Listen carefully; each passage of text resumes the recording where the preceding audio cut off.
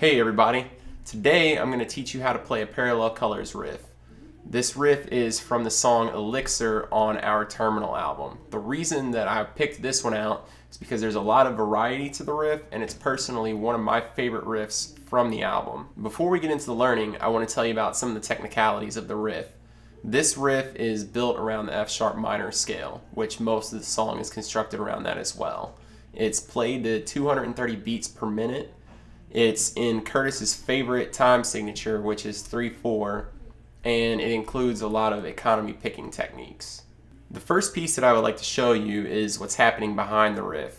We have two chords that alternate back and forth through the whole piece of the song, and they're kind of just meant to ground the song with a melody. Our first chord is played like this. And our second chord is played like this. I'd like to explain the riff a little bit before we get started. The riff is built from 4 smaller licks that are all basically the same shape that move higher and lower in the scale. Each one of those licks breaks down into 4 smaller parts that each is constructed around one of those economy picking techniques that I was referencing. Here's the tabs for lick 1 so you can follow along as I'm laying this out for you. The first chunk of the scale is all hammer-ons going up the scale. It looks like this.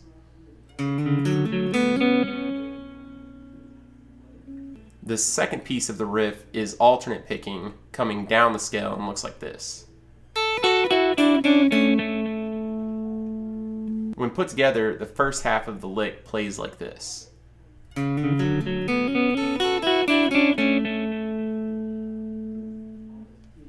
The third piece of the lick is a 4-note sweep going up like this. The final piece of the lick is alternate picking with some resonance in it to give it a little bit of variation from the constant fretting of the rest of the lick. And it looks like this.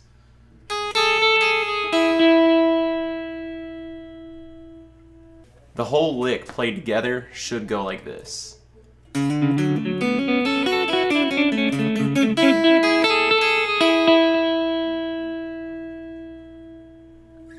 I've downloaded a metronome app on my phone.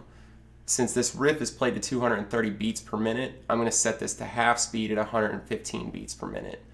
I believe that practicing to a metronome is very beneficial for understanding timing, becoming a tighter player, and building an internal tempo.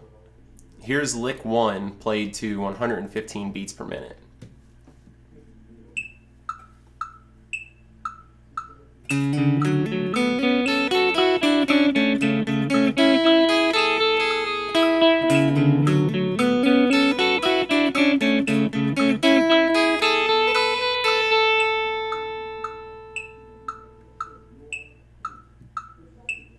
Now we're going to move a third up the scale and practice lick 2.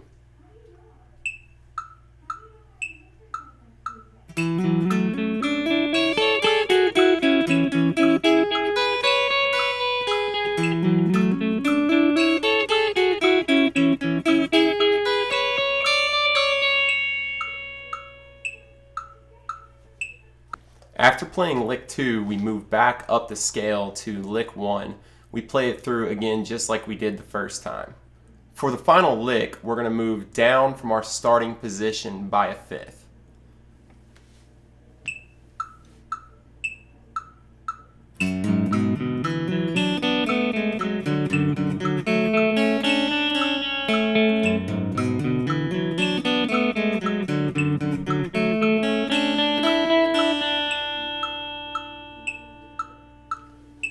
Now that we have all the logistics of the riff, I'm going to go through each lick at full speed. This is lick 1.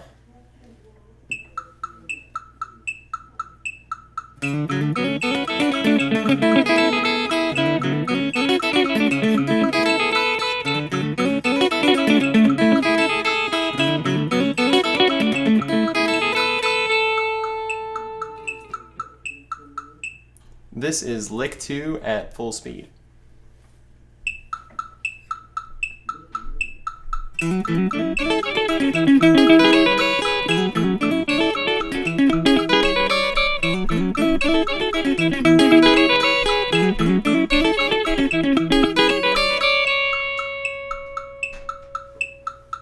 This is our final lick at full speed.